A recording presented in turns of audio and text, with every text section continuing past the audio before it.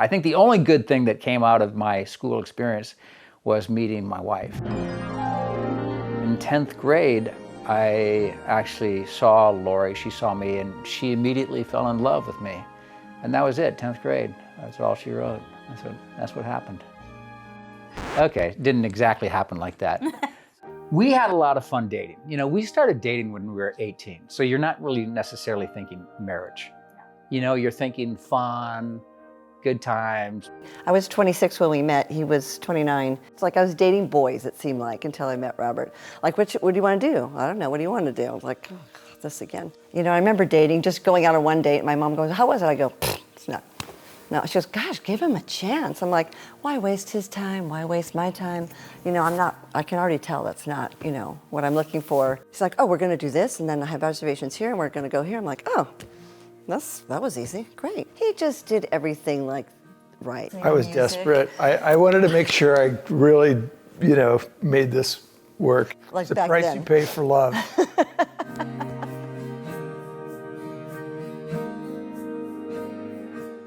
I was hosting a Halloween party at my house, and Gina and Gail were going to cater the Halloween party, and I went to meet with them at their preschool. So we ran a little preschool together, and we were going to go, well, maybe we could like do parties on the side.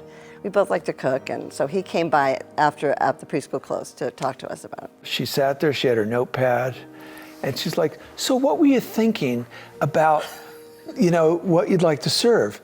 And as soon as she crossed her leg and said it to me, I'm just looking at her and going, oh my God, I am in love.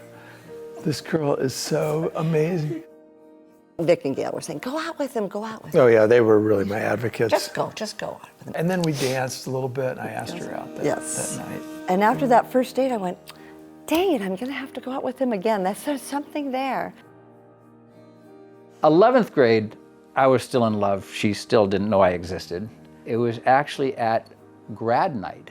Boy, you talk about cutting it close, right?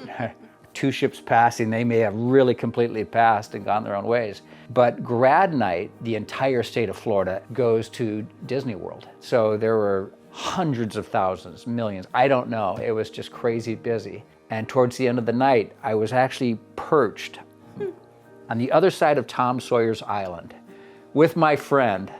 His one friend. My one friend, but he was a good friend.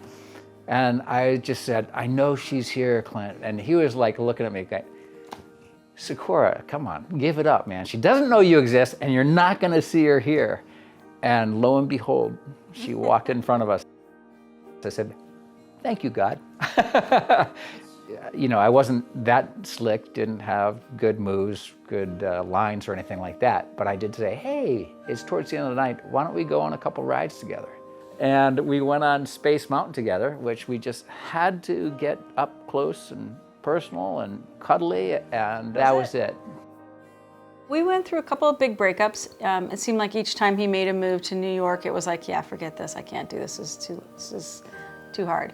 And then we would kind of find our way back. And then when he moved to California again, it was like, that's too far, we can't do that. And then we kind of would find our way back. But again, we had some good times. You know, I got to go to New York, you know, a couple of times. I flew up for the weekends, and it was fun. We were very good vacation partners for 4 years. I was really attracted to her, physically, spiritually, emotionally, and everything else. But it was really that decision for me. I said, no, this is what I choose. I choose to love. I choose to marry. I did really start to feel like, no, I really love this person. And not only do I love this person, do I have these feelings for Lori, but it's like the idea of marriage and being married really seemed great to me. I was never one enamored with like playing the field and lots of dates and women and all that stuff. It just, relationship actually really mattered. When people go, they asked us, how did you and Doug meet? I go, oh, we were high school sweethearts. And they go, really? I start laughing out now. And I tell the story because we did meet at a high school. Started grad school after I graduated from college, and then felt a call possibly to the priesthood. Discerned my way out of priesthood because I discerned my way out of celibacy. God was telling me I was meant to be a father. So I got a job teaching at my old Catholic high school, and then Phyllis got hired that summer as the campus minister, which is how we met. And so God was sort of telling me, yeah, you kind of made, you listened well, child. You understood what I was trying to tell you, and ended up in the right place where we were met. I fell in love with youth ministry, and I wanted to be a professional youth minister. And so someone introduces me to Doug, and they go, Mr. Kramer, this is my last name was Miss Bartholomew. And he goes, hi. And I go, this is gonna be a good working relationship. I go, fine, hi, and everything. And then she had to plan all the liturgies for the school. And of course, being the ex-seminarian, I was the only one that knew anything about liturgy. So we were partners and working together more closely than other people would otherwise have been. Then it was like, I wonder what Mr. Kramer's doing this weekend. And realizing he was thinking the same thing. I wonder what is she doing? And I said, hey, Doug, I go, do you want to go and see the Nutcracker with me? And he goes, sure. Not realizing he's trying to figure out how to ask me out, right? It was like, I have to say something to her. I can't just hold this in anymore. I've been like holding it and not saying anything. So here, give me your hand. You will never know how much this means to me. Mm-hmm. The curtain goes up, don't see the ballet at all. She doesn't remember a thing. I don't remember a thing. What does he mean? What does he mean by that? It just sort of came over me. I just had to say something. And of course, I chose the most inopportune time to do it, like right before the curtain goes up. But then, and the thing is, when the whole show's over, at the shrine, they use that sardine parking where you're just jammed into the parking lot. So we had to sit in the car for like half an hour or more before we could even leave. So that's when we just started talking about how we were feeling and what was going on between us. And literally, we've been together ever since. Yeah. We met on jury duty. So we were pushed together for 4 months, arguing the case. We started to go to lunch with the fellow jurors for a while, and then pretty soon it was just both of us.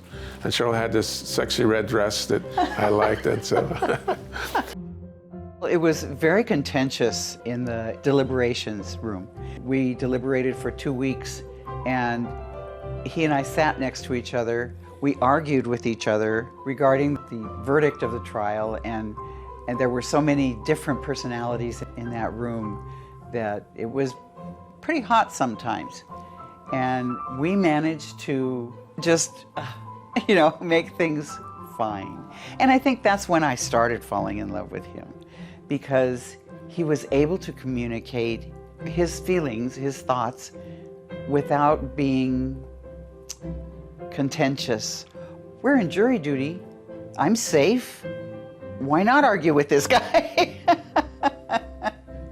But along with that, I thought she was a very beautiful lady, and she was intelligent. And I said, oh, big scrapping lady, and oh boy, we can buddy up and we can do a lot of things together. There was that kind of bond together. But we just seemed to get along, and then it went from there. We started to date. I had moved to Philadelphia in my international marketing career. I had chosen Philly because I knew that there was this really strong young adult Catholic population there, and I thought it would be such a gift to be surrounded by peers who were strong in the faith. I met John there, and we ran in the same friendship circles. We were part of a team that worked on a young adult group together, and so we developed a beautiful friendship to the point where I had discerned the religious life at one time, and when I then understood that I was called to marriage, if John met an eligible young man, he would just coincidentally arrange that we would run into each other and meet somewhere. We had this beautiful friendship. And in the background, John had also been discerning the way the Lord was calling him. Was it to the priesthood? Was it to the missionary life? How was the Lord calling him? When he understood that he was called to marriage, then the question was, to whom? And he decided that it was to me. When I realized that it was to Ashley, there was now a big risk, because Ashley and I, at this point, had been really, really close friends for about 5 years. And so eventually I realized that, okay, anything that's really worth something is worth the risk.